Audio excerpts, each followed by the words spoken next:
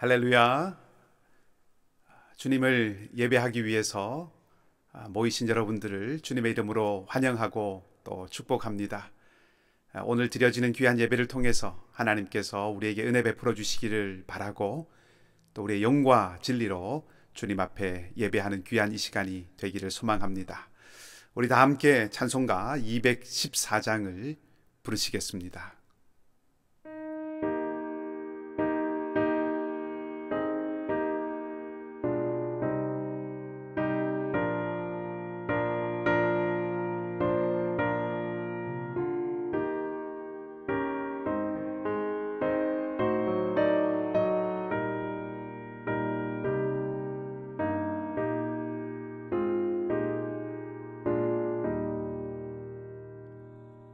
나 주의 도움 받고자 주 예수님께 빕니다.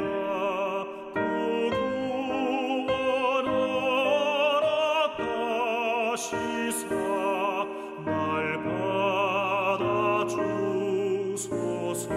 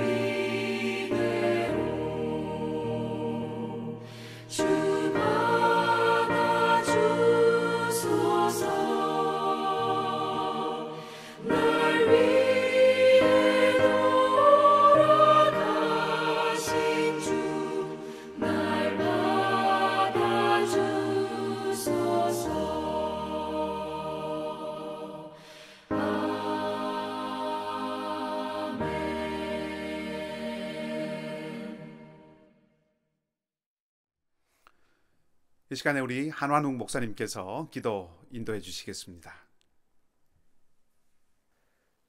살아계신 하나님, 오늘 우리의 창조주 되신 하나님 앞에 수요 예배로 영광 돌리게 해주심을 감사드립니다. 하나님께서 매일 매순간 저희와 함께하고 계시고 저희의 삶을 인도해주고 계시지만 무지한 저희들은 이를 깨닫지 못하고 하나님을 사랑하기보다 죄악을 사랑하고 하나님의 말씀을 가까이 하기보다 세상의 즐거움, 저희의 욕심을 따라 살았음을 자백합니다.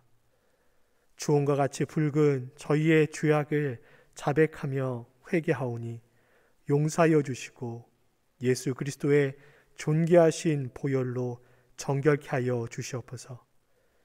코로나 바이러스가 다시 확산되고 있습니다. 백신 접종을 통해 희망을 찾아보려 하고 있지만 여전히 불안과 두려운 상황 가운데 놓여 있습니다. 주께서 주의 백성들을 불꽃과 같은 눈동자로 지키시고 보호하여 주시기를 간구합니다.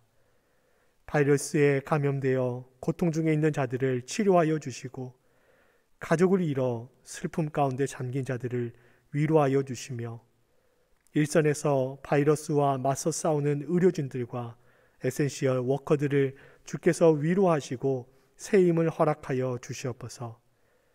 팬데믹으로 인하여 경제적 또 정신적으로 어려움을 겪고 있는 많은 사람들이 있습니다.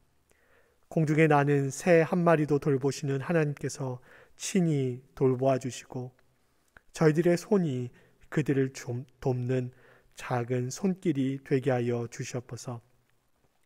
지난 주일 주교동 목사님을 모시고 보금자리 프로젝트 2번째 가정 세미나를 잘 마치게 해주심을 감사드립니다. 각 가정이 하나님의 말씀과 사랑으로 말미암아 언어와 문화와 나이의 장벽을 뛰어넘고 믿음 안에서 든든히 세워져 나가게 하시고 이를 위해 더욱 지혜를 모으고 기도하는 저희 교회 되게 하여 주시옵소서. 상록회 어르신들을 지켜주시고 환우들에게 치료의 광선을 발하셔서 치료하여 주시옵소서.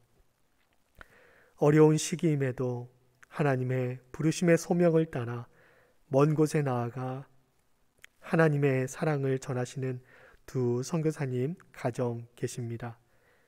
그들의 삶에 날마다 함께하여 주시고 물밀듯이 부어주시는 하나님의 사랑에 힘입어 가는 곳곳마다 만나는 사람마다 하나님의 사랑을 전하며 그리스도의 향기를 내뿜는 그들의 삶이 되게 하여 주시옵소서. 저 멀리 미얀마에서는 연일 고통의 소식들이 들려오고 있습니다. 부상을 당하고 가족을 잃은 그들의 고통과 슬픔 가운데 주님께서 함께하여 주시고 친히 그들을 위로하시며 그들의 눈물을 닦아 주시옵소서. 속히 이 사태가 진정되게 하시고 잘 해결되어 평화가 다시 그 땅 가운데 찾아오게 하여 주시옵소서. 오늘 하나님의 말씀을 전하시는 장성훈 목사님 위에 성령의 기름을 부어주시고 하나님의 말씀이 선포될 때 저희의 마음과 귀를 열어 선포되어지는 말씀에 아멘으로 화답하는 저희들 되게 하여 주시옵소서. 모든 영광 살아계신 우리 하나님께 올려드리오며 우리의 소망과 구원이 되시는 예수 그리스도의 이름으로 기도하옵나이다. 아멘. 몇 가지 교회 소식을 알려드리도록 하겠습니다. 여러분 가지신 주보 그리고 교회 홈페이지 참조해 주시면 좋겠습니다. 우리 온타리오 주정부의 스테이 앳 홈 오더가 강화되어서 5월 19일 수요일까지 모든 예배를 온라인으로 드리고 있습니다. 여러분 각 가정에서 우리 예배 드리지만 또 영과 진리로 마음을 모아서 하나님 앞에 예배하는 귀한 날들이 되시기를 바랍니다. 코로나 상황이 여러 가지 많이 어렵고 우리에게 들리는 소식들도 참 힘들고 또 아픈 소식들이 많이 있습니다. 특별히 우리 보도를 통해서 우리 토론토에 고영길 목사님 가정에 어려움이 있음을 여러분 아마 다 들으셨을 것입니다. 우리 고영길 목사님 가정에 저희 교회가 또 마음을 모아서 위로금을 보내드렸습니다. 우리 여러 교우들께 알리고 함께하고 싶은 마음들 있었지만 무궁화 요양원에 힘써 주셨고 또 그 마음이 목사님의 가정을 위해서 더 같다고 생각하고 당회가 마음을 모아서 결정하고 저희들의 뜻을 전했습니다. 어려운 이웃들을 위해서 기꺼이 나누고 보살피려는 우리 장로님들의 마음이 우리 교회의 마음이라고 믿고 여러분 모두에게 감사를 드립니다. 아울러서 마음을 전하시고 싶으신 분들은 교회로 문의하시거나 또 언론 보도를 통해서 알려진 통로로 사랑을 전해주셔도 좋겠습니다. 모쪼록 건강에 유의하시고 또 늘 주님 말씀 가운데서 승리하고 하나님 주시는 평안 가운데 여러분 살아가시기를 바랍니다. 아울러서 우리 온라인 예배 관계로 헌금을 드리는 방법에 대해서 조금 안내를 해드리겠습니다. 헌금은 교회를 방문하셔서 우편함에 헌금 봉투를 넣어주시거나 또 교회로 우편 발송해 주셔도 됩니다. 혹은 또 이트랜스퍼로 헌금하실 수 있습니다. 여러분 이트랜스퍼로 헌금을 하실 때는 메모란에다가 꼭 본인 헌금 번호를 기입해 주시기를 바라고요. 우리 교회 재정부 이메일로 보내주시면 되겠습니다. 비밀번호는 이글스로 설정해 주시면 저희들이 확인하는데 또 많이 도움이 되겠습니다. 매일 성경 5월호, 6월호가 나왔습니다. 우리 묵상교재는 주중에 교회로 오셔서 픽업해 가실 수 있습니다. 픽업 가능한 시간은 수요일에서 금요일까지는 오전 10시에서 오후 3시까지이고 토요일은 오전 9시 30분에서 11시까지입니다. 교회로 오시기 전에 안전을 위해서 꼭 교회로 먼저 전화를 주시고 또 성함과 도착하는 시간 그리고 필요한 내용을 알려주시면 저희들이 준비하도록 하겠습니다. 다음 주일 25일 주일 오후 2시에 온라인으로 정기 당회가 있습니다. 묵상 본문 미리 맛보기 우리 세 번째 시간으로 잠언 말씀을 함께 나누겠습니다. 28일 수요일 저녁 예배 시간에 우리 임재승 목사님께서 말씀을 준비해서 함께 나누겠습니다. 여러분 많이 참여해 주셔서 또 묵상 본문들 미리 살펴보시기 바랍니다. 우리 제2기 묵상학교가 모집하는 가운데 있습니다. 2기 묵상학교는 5월 4일 화요일부터 6월 8일 화요일까지 매주 화요일 저녁 7시 30분에 열리게 되는 화요반 그리고 5월 6일 목요일부터 6월 10일 목요일까지 매주 목요일 저녁 9시에 진행되는 목요반 이 두 반으로 진행이 됩니다. 특별히 목요반 시간이 조금 늦은 것은 우리 어린 자녀들 잠자리에 재우고 난 이후에 우리 학부모님들 함께 동참하실 수 있도록 마련한 시간입니다. 꼭 학부모님 아니시더라도 이 시간이 편리하신 분들은 시청하실 수 있고요. 각 반 최대 15명 우리 함께 모여서 진행을 하려고 합니다. 더 많은 분들 함께 하시면 좋겠지만 소그룹으로 나누어져서 또 진행해야 되는 그런 프로그램들이기 때문에 부득이하게 15명 정한 것 양해해 주시기 바랍니다. 5월 2일 주일까지 교회 홈페이지에서 신청하실 수 있습니다. 교우 주소록 제작하고 있습니다. 전화번호, 주소, 사진, 영문 성함 등을 수정하기 원하시는 분들은 구역장님들께 혹은 안내해드린 교회 이메일로 보내주시면 저희들이 수정하도록 하겠습니다. 온라인으로 우리 구역 모임 진행됩니다. 여러분 해당되시는 구역 또 시간, 날짜 확인하셔서 또 온라인이지만 또 믿음의 귀한 교제가 이어지는 은혜가 있기를 바랍니다. 계속해서 출애굽기 묵상하고 있습니다. 말씀을 통해서 이스라엘 백성들을 구원하시는 하나님의 은혜를 또 맛보고 또 누리고 또 생각하는 귀한 시간 되시기를 바랍니다. 우리 유치부 똑똑똑 빅 서프라이즈 계속 진행되고 있습니다.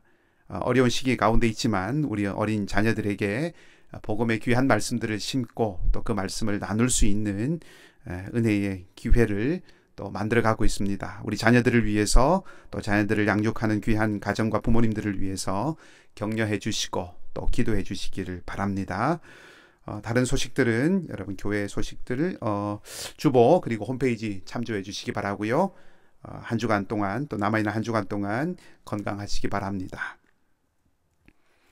오늘 이 밤에 우리에게 주신 하나님의 말씀은 구약 성경입니다. 룻기 2장 1절에서 13절까지의 말씀입니다. 제가 가진 성경은 구약 성경 403쪽, 404쪽 어간에 있습니다. 룻기 2장 1절에서 13절까지의 말씀입니다. 제가 말씀을 봉독해 드리겠습니다. 나오미의 남편 엘리멜렉의 친족으로 유력한 자가 있으니 그의 이름은 보아스더라. 모압 여인 룻이 나오미에게 이르되 원하건대 내가 밭으로 가서 내가 누구에게 은혜를 입으면 그를 따라서 이삭을 주겠나이다 하니 나오미가 그에게 이르되 내 따라 갈지어다 하매 룻이 가서 베는 자를 따라 밭에서 이삭을 줍는데 우연히 엘리멜렉의 친족 보아스에게 속한 밭에 이르렀더라. 마침 보아스가 베들레헴에서부터 와서 베는 자들에게 이르되 여호와께서 너희와 함께 하시기를 원하노라 하니 그들이 대답하되 여호와께서 당신에게 복 주시기를 원하나이다 하니라. 보아스가 베는 자들을 거느린 사환에게 이르되 이는 누구의 소녀냐 하니 베는 자를 거느린 사환이 대답하여 이르되 이는 나오미와 함께 모압 지방에서 돌아온 모압 소녀인데 그의 말이 나로 베는 자를 따라 단 사이에서 이삭을 줍게 하소서 하였고 아침부터 와서는 잠시 집에서 쉰 외에 지금까지 계속하는 중이니이다. 보아스가 룻에게 이르되 내 따라 들으라. 이삭을 주우러 다른 밭으로 가지 말며 여기서 떠나지 말고 나의 소녀들과 함께 있으라. 그들이 베는 밭을 보고 그들을 따르라. 내가 그 소년들에게 명령하여 너를 건드리지 말라 하였느니라. 목이 마르거든 그릇에 가서 소년들이 길어온 것을 마실지니라 하는지라. 룻이 엎드려 얼굴을 땅에 대고 절하며 그에게 이르되 나는 이방 여인이거늘 당신이 어찌하여 내게 은혜를 베푸시며 나를 돌보시나이까 하니 보아스가 그에게 대답하여 이르되 네 남편이 죽은 후로 네가 시어머니에게 행한 모든 것과 네 부모와 고국을 떠나 전에 알지 못하던 백성에게로 온 일이 내게 분명히 알려졌느니라. 여호와께서 내가 행한 일에 보답하시기를 원하며 이스라엘의 하나님 여호와께서 그의 날개 아래에 보호를 받으러 온 내게 온전한 상 주시기를 원하노라 하는지라. 룻이 이르되 내 주여 내가 당신께 은혜 입기를 원하나이다. 나는 당신의 하녀 중에 하나와도 같지 못하오나 당신이 이 하녀를 위로하시고 마음을 기쁘게 하는 말씀을 하셨나이다 하니라. 아멘. 할렐루야. 좋으신 우리 주님의 평강이 오늘도 여러분 모두와 함께 하시기를 빕니다. 오늘은 보아스와 룻에 대한 이야기를 해보려고 합니다.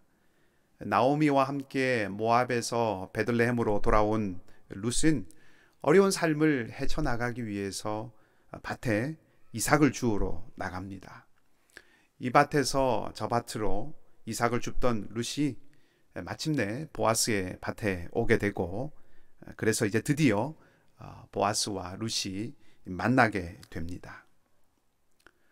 추수하는 일을 살펴보기 위해서 온 보아스가 추수하는 밭에서 한 낯선 사람을 발견하게 되지요. 그래서 사환에게 저 소녀가 누구냐라고 그렇게 묻습니다. 소녀라고 하는 말은 젊은 여성을 가리키는 말이라고 볼 수가 있겠습니다.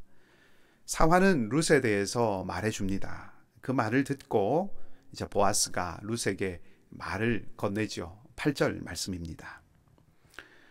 보아스가 룻에게 이르되 내 딸아 들어라.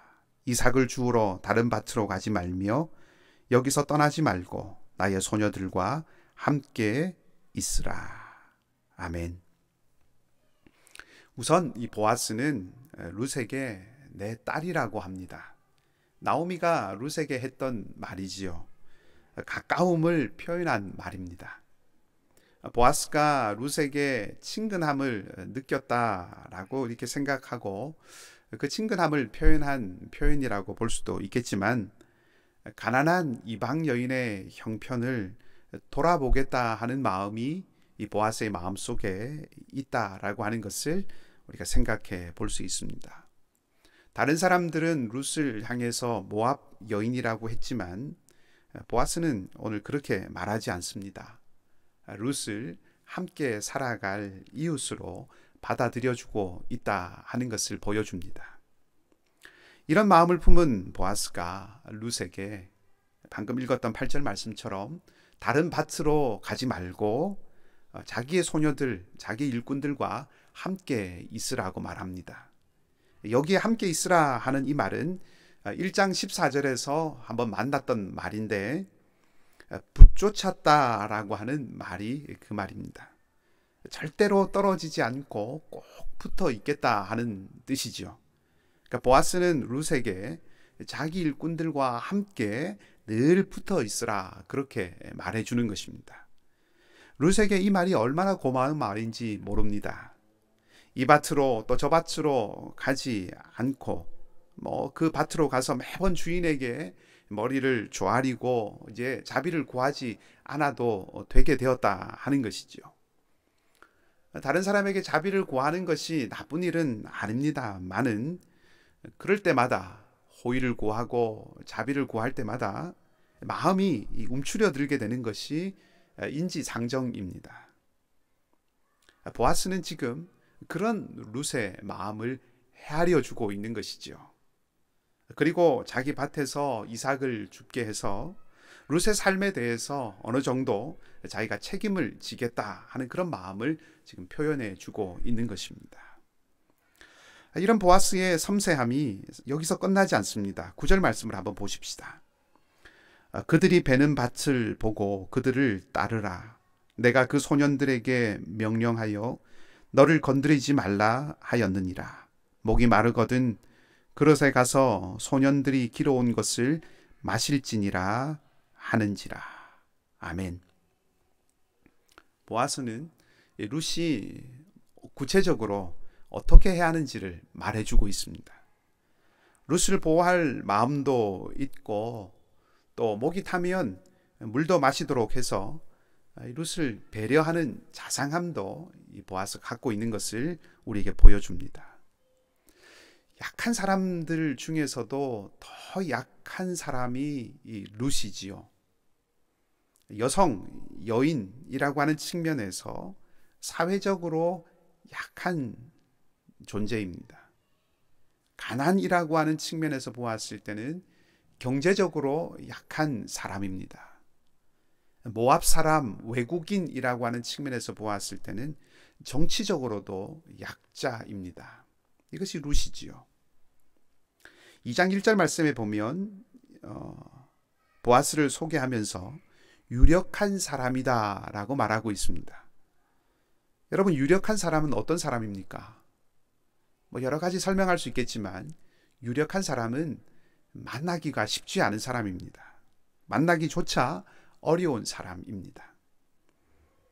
오래전 얘기입니다만은 제가 군에 있을 때 제가 모시고 있던 상관이 제법 이 상급 부대의 부대장이었습니다. 제가 소속된 부서의 업무 가운데 하나가 그 부대장의 일정을 관리하는 일이었는데, 얼마나 중요한 일인가에 따라서 일정 가운데 시간을 이렇게 배정을 하는데, 대부분의 많은 일정들이 30분 안쪽이고 태반이 5분이나 10분 정도만 이렇게 할애되었습니다. 물론 처리하고 다루어야 할 많은 일들이 있기 때문에 규모 있게 일정을 조절하기 위해서 그렇게 만든 것이긴 하겠지만, 그만큼 접근하기가 어렵고 또 힘들수록 유력하고 힘이 있는 사람이다 하는 그런 의식이 보통 세상의 모습이다 하는 것을 엿볼 수 있는 것이죠. 그리고 대부분의 경우에 그런 유력한 사람들은 그 주변에 또 다른 유력한 사람들이 모이기 마련입니다. 약하고 낮은 사람들이 곁에 있기도 어렵고, 또 그런 사람들에게 소위 유력한 사람들이 마음을 쓰는 것도 참 쉽지 않은 그런 환경인 것이지요. 그런데 이 보아스의 모습은 다릅니다. 8절과 9절 말씀을 통해서 우리가 확인한 것처럼 룻을 세밀하게 살피는 이 모습을 통해서 보아스는 진정 유력한 사람이 어떤 사람인가 하는 것을 우리에게 생각해 보게 합니다. 보아스는 무엇보다 사람을 생각할 줄 알고, 또 관대하면서도 엄격한 모습을 보여주고, 또 치밀하고도 대범한 모습을 보여주고 있습니다. 아무튼 이런 보아스의 호의에 룻이 이제 대답을 하죠. 10절 말씀입니다. 룻이 엎드려 얼굴을 땅에 대고 절하며 그에게 이르되, 나는 이방 여인이거늘 당신이 어찌하여 내게 은혜를 베푸시며 나를 돌보시나이까 하니. 룻은 이 보아스의 말, 그리고 섬세한 배려가 말할 수 없이 감사했습니다. 룻이 나오미에게 이삭을 주우러 나가겠다고 말했을 때 그렇게 말하죠. 내가 누군가에게 은혜를 입는다면 이라고 말했습니다. 그리고 지금 그 말이 이루어진 것이죠. 누군가 자기에게 은혜를 베풀어 줄 사람이 있다면 참 좋겠다라고 하는 그런 소원, 그런 소망하는 마음을 가지고 시어머니 나오미에게 말했는데, 그 마음이, 그 소원이 지금 이루어진 것입니다. 참 감사한 일이지요. 그 마음을 지금 이 10절 말씀을 통해서 표현하고 있는 것입니다. 그런데 저는 이 10절 말씀을 읽으면서 한 가지 조금 마음에 걸리는 말이 있습니다. 그것은 룻이 보아스에게 말하면서 나는 이방 여인인데 어떻게 나에게 이런 호의를 베푸십니까? 하는 그 말입니다. 이 말을 뒤집어 생각해 보면 통상적으로 호의를 베푸는 대상 가운데 이방 사람들, 이 외국인들이 포함되어 있지 않다 하는 것을 말해주는 것이죠. 그것이 좀 저의 마음을 어둡게 했습니다.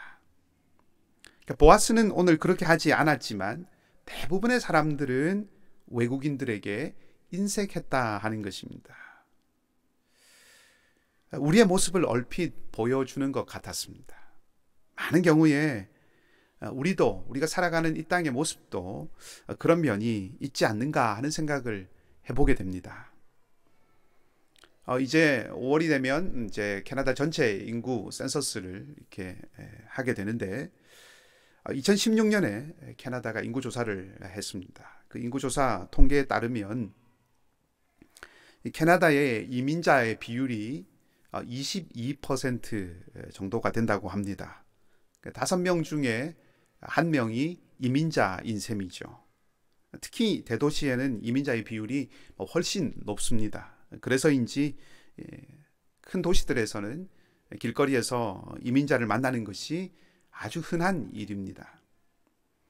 그런데 이 이민자와 관련된 몇 가지 통계들을 이렇게 더 살펴보니까 캐나다 통계청 자료에 의하면 2020년에 캐나다의 전체 실업률이 한 9.5% 정도가 되는데, 이민자들만 놓고 그 이민자들의 평균 실업률을 따져보면 그 실업률이 10.4% 정도가 됩니다. 한 1% 정도가 많은 거죠.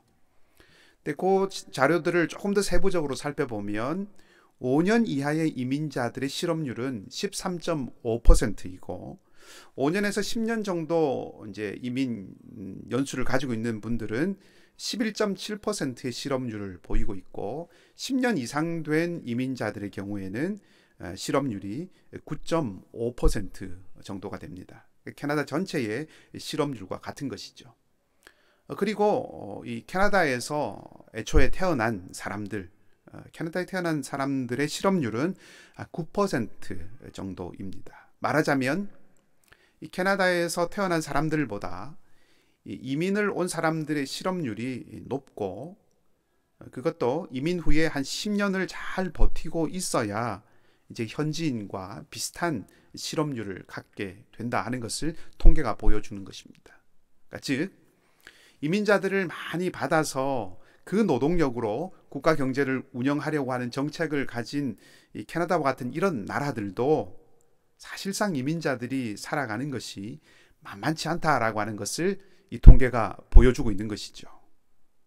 물론 오늘날의 정책과 통계가 이 사사시대의 상황을 이해하는데 직접적인 통로가 되지 못할 수도 있겠지만 개방적인 정책을 펴는 이민자들에 대해서 개방적인 정책을 펴는 이런 나라에서도 통계적으로 이민자들이 정착해서 뿌리 내리고 살아가는데 필요한 시간과 노력이 아주 많이 요구된다 하는 것을 생각해 보면 여호와의 총회에도 들어오지 못하는 그런 민족으로 명시된 모압, 그 모압의 여인이 베들레헴 공동체의 일원이 되어서 살아간다고 하는 것은 참 쉬운 일이 아니었을 것이다 하는 것을 어렵지 않게 짐작해 볼 수 있는 것이죠.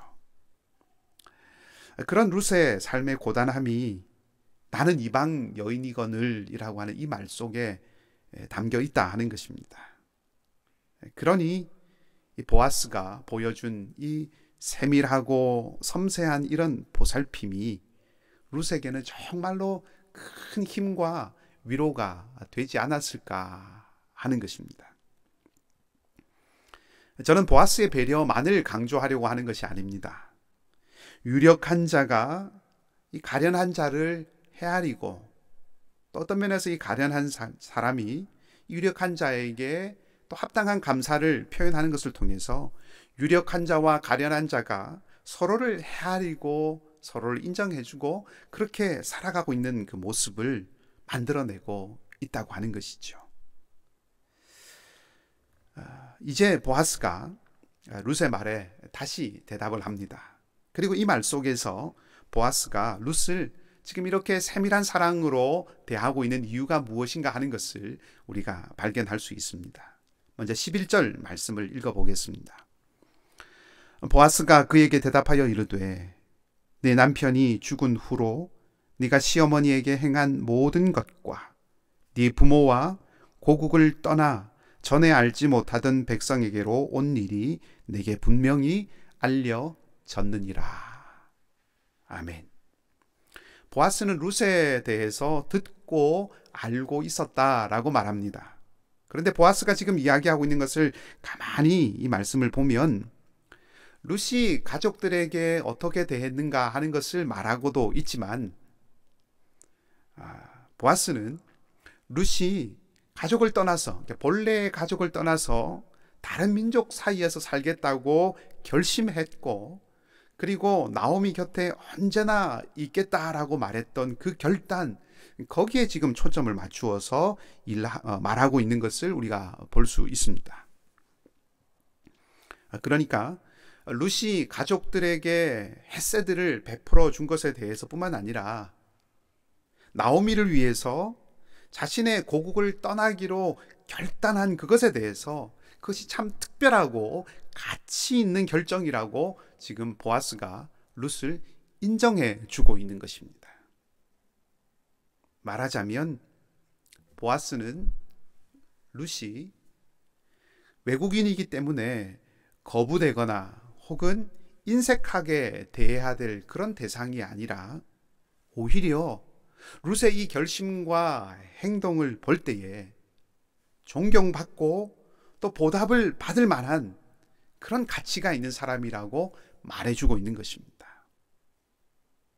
나오미, 보아스 입장에서는 보아스 자신과 같은 이 성읍 사람을 위해서 자기의 형제요 친족인 사람을 위해서 삶을 드린 그 룻의 헌신을 인정해주고 합당하게 그 룻을 존중해주려고 하는 그런 태도를 보이고 있는 것이죠.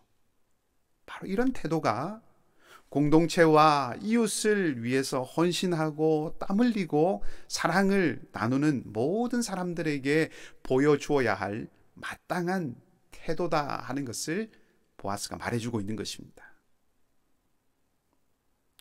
보아스의 그런 마음이 모압 여인이라고 불러서 자신들과 구별 짓는 것이 아니라 내 딸이라고 부르고 또 길어온 물을 함께 나눠 마실 수 있도록 그 인격과 삶의 자리, 룻의 인격과 삶의 자리를 존중해주는 그 모습을 통해서 나타납니다. 그렇게 보아스가 룻의 삶의 자리를 만들어주는 것을 통해서 이제 나오미와 룻의 삶은 회복되고 피어나기 시작하는 것이죠. 누군가의 삶이 살아나서 꽃 피우게 하는 것은 곁을 내주는 것을 통해서입니다. 밭모퉁이에서 서 있었던 그 룻에게 디디고 설 땅을 내어주고 허리를 숙여서 이삭을 주울 수 있도록 밭을 제공하고 마른 목을 축일 수 있도록 물을 나누어 주는 이 보아스의 관대함이 룻의 가정을 살리고 꽃 피우는 일이 되게 했고, 그런 관대함이 오늘 우리들에게도 필요하다 하는 것입니다. 또 한 가지는 소문에 대한 것입니다. 보아스는 11절 말씀을 통해서 룻에 대한 이야기를 많이 들었다고 했는데 그 소문은 좋은 소문이었습니다. 물론 룻이 나오미에게 헷세드를 보였기 때문에 좋은 소문이 났겠지만 사람의 마음속에는 다른 사람들에게 좋은 말을 옮기는 것보다는 그렇지 않은 말을 옮기려고 하는 그런 경향이 많이 있습니다. 룻에 대한 이야기, 룻에 대한 소문과 관련해서 참 마음이 따뜻하고 좋은 것은 이 베들레헴 사람들이 룻에 대해서 좋은 이야기들을 퍼뜨렸다는 것입니다. 낯선 외국 여인, 낯선 외국인, 타국의 사람, 타민족이었음에도 불구하고 이 베들레헴 사람들은 좋은 이야기들을 이웃에게로 전했다는 것이죠. 나오미는 주변 사람들에게 룻을 칭찬했을 터이고 주변 동네 사람들은 또 이웃들에게 룻을 향해서 좋은 이야기들을 전해주고 또 전해주고 퍼뜨렸을 것입니다. 그리고 그 소문이 보아스에게 들린 것이지요. 그리고 그 이야기 때문에 보아스가 룻에게 이런 호의를 베풀 수 있는 계기가 만들어졌으리라고 생각을 합니다. 룻을 도와주는 것은 그런 의미에서 이삭을 줍도록 밭을 내어주는 부유한 사람, 무언가를 많이 가지고 있는 사람만이 할 수 있는 일이 아니다 하는 것입니다. 룻에 대한 좋은 이야기를 전해준 그 사람들이 얼마나 지금 큰 일을 해냈는지 모릅니다. 가진 것이 있어야 도울 수 있는 것이 아니죠. 우리의 좋은 말, 좋은 마음, 또 너그러운 태도가 좋은 일들을 만들어내고 또 그것을 통해서 연약한 사람들의 삶이 피어나게 된다는 것입니다. 저는 공동체를 살리고 세우는 길도 동일하다고 생각합니다. 없는 말을 꾸며내서 미화시키는 것은 하지 않아야 할 일이지만 좋은 이야기들을 묻어두는 것도 동시에 피해야 하는 일이라고 생각을 합니다. 우리의 귀는 마음을 자극하고 마음은 생각을 주장하고 생각은 행동을 결정하고 행동은 태도를 만들어냅니다. 귀에 들리는 소리가 그만큼 중요하다는 뜻입니다. 우리 안에서, 여러분 안에서 하나님께서 행하신 아름다운 일이 있다면 기쁨으로 그것을 나누시기 바랍니다. 전하시기 바랍니다. 그런 거 잘못하면 자랑이 되고 마는데 하는 그런 생각을 하실 수도 있고 또 실제로 그런 일들이 일어나기도 합니다. 그러나 나를 나누는 것이 아니라 하나님을 나누면, 주님을 나누시면 괜찮습니다. 하나님을 나눈다고 하면서 나를 드러내기 때문에 문제가 생기는 것이죠. 형제들, 자매들 가운데서 하나님이 하신 일들을 알리시기 바랍니다. 다른 사람들을 높이고 칭찬하고 격려하시기 바랍니다. 그들 가운데 행하신 하나님의 일을 전파하시기 바랍니다. 칭찬과 격려는 아낄 필요가 없는 것입니다. 그런 것들은 쌓아두어야 재산이 되는 것이 아니라 놀랍게도 흘려보내야 재산이 되는 그런 재화입니다. 자, 이제 보아스가 말을 이어갑니다. 12절 말씀입니다. 여호와께서 네가 행한 일에 보답하시기를 원하며 이스라엘의 하나님 여호와께서 그의 날개 아래에 보호를 받으러 온 내게 온전한 상 주시기를 원하노라 하는지라. 아멘. 보아스는 룻이 했던 이 일이, 룻이 결단하고 결정했던 그 일이 하나님 앞에서 선한 일이었다고 말하고 있습니다. 이 말도 참 놀라운 것이 룻이 나오미에게 어머니의 하나님이 나의 하나님이 될 것이다 라고 그렇게 1장에서 고백을 했지요. 그 말이 고스란히 이루어진 것입니다.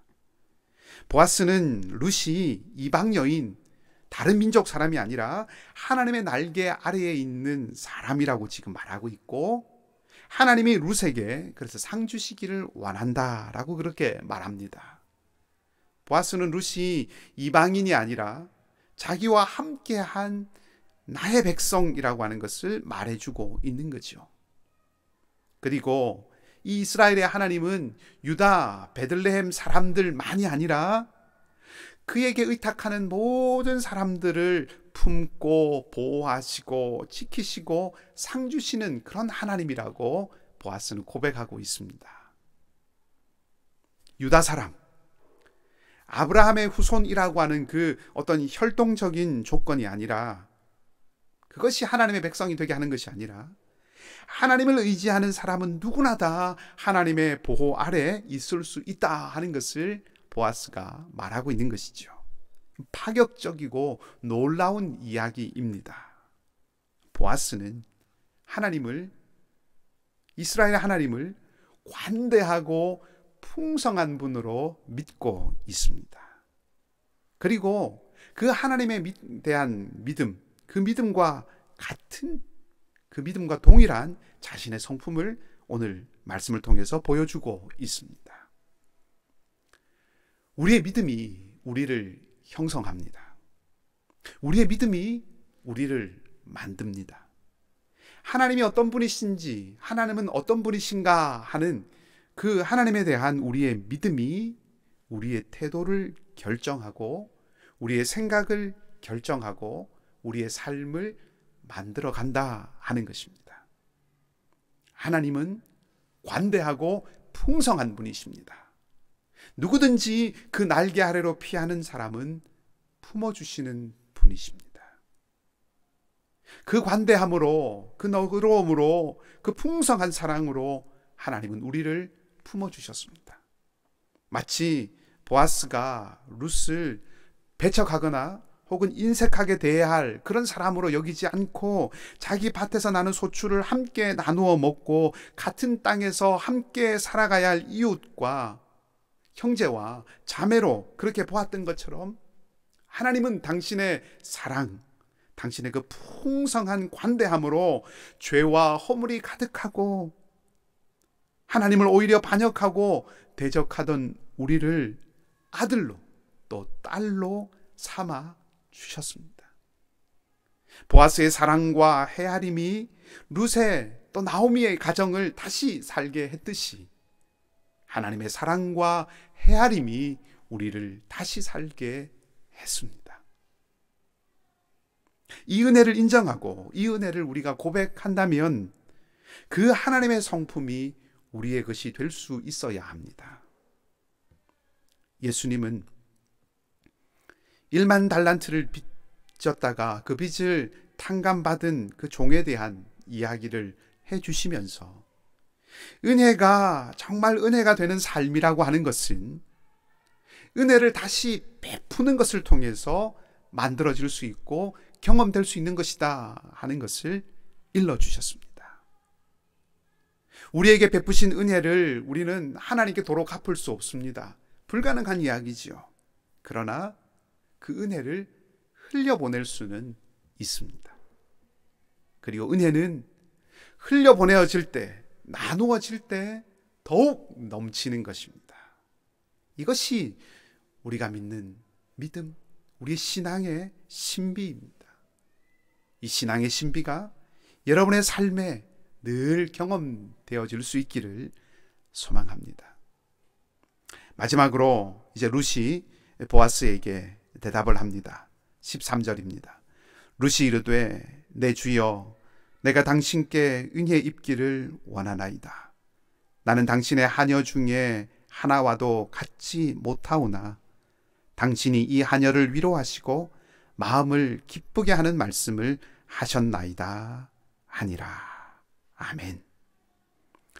룻은 감사와 함께 이 보아스의 호의를 이제 받아들입니다. 룻과 보아스의 긴 대화를 통해서 보여진 것은 사랑의 헤아림과 감사의 응답이지요. 은혜에 대한 우리의 마땅한 화답은 감사입니다. 이제 이 룻의 감사가 또 어떤 일로 이어지는지는 다음에 살펴보도록 하겠습니다.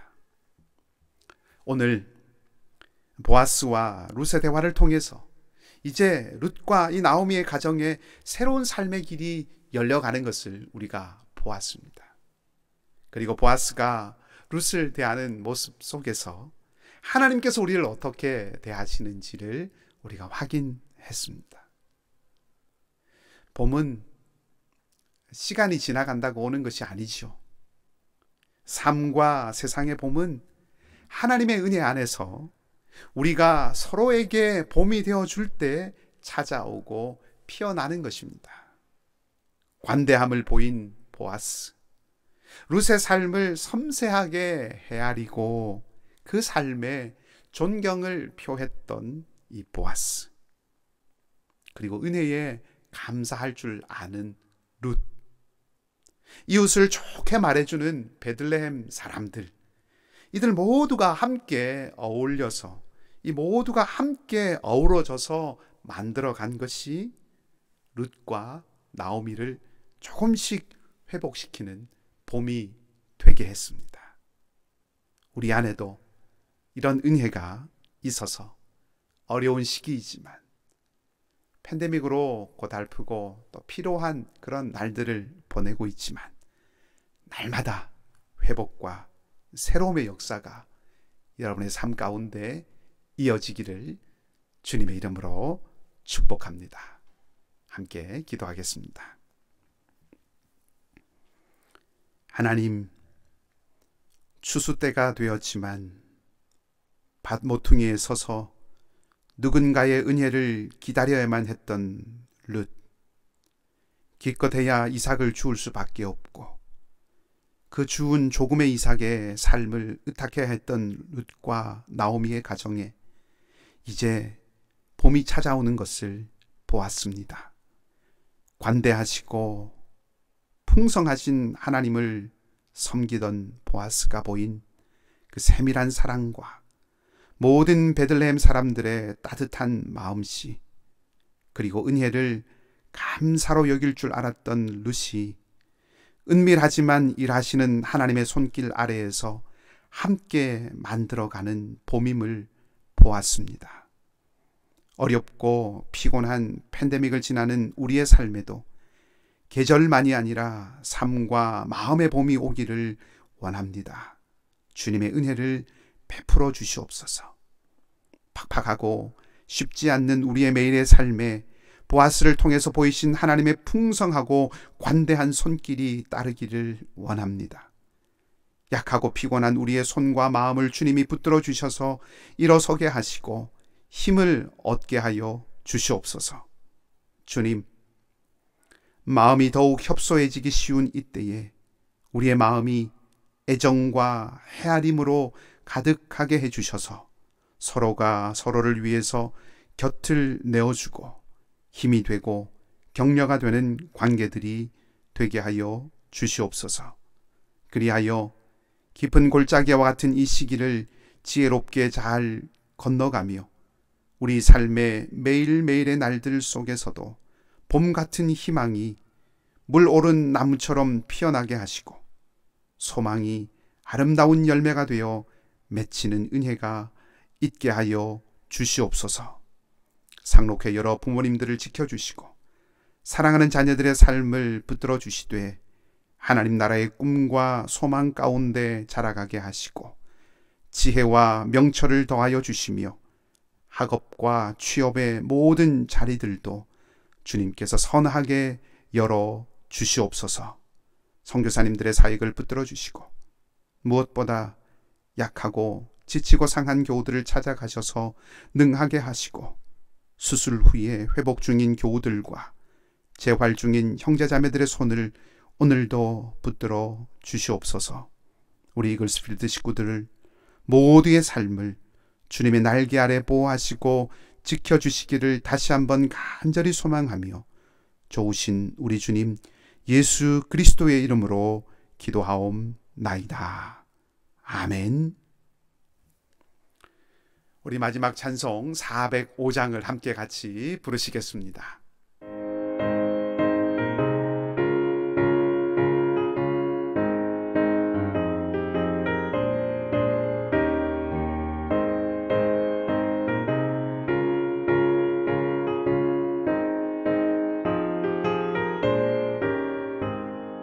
주의 친절한 팔에 안기세 우리 마음이 평안하리니 항상 기쁘고 복이 되겠네. 영원하신 팔에 안기세 주의 팔에 그 크신 팔에 안기세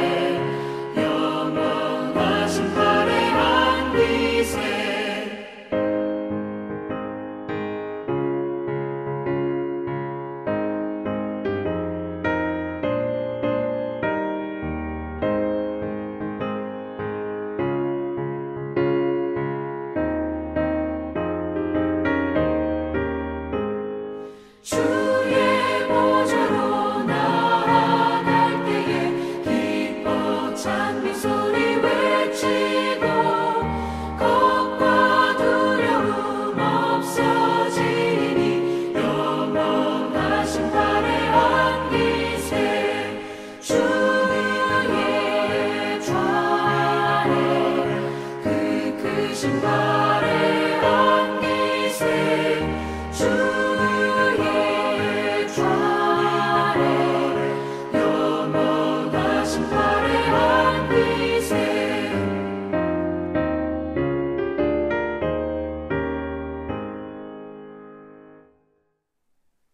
기도하십시다. 우리 주님 예수 그리스도의 은혜와 하나님 우리 아버지의 무한하신 사랑과 성령님의 교통하심이 사랑하는 우리 이글스필드 모든 가족들 가운데 건강과 삶의 어려움과 도전이 있는 모든 형제 자매들 위에 상록회 어르신들과 영어권 공동체와 사랑하는 자녀들의 삶과 미래 위에 선교사님들의 사역과 가정 가운데 이제로부터 영원토록 함께 하옵시기를 간절히 축원하옵나이다. 아멘.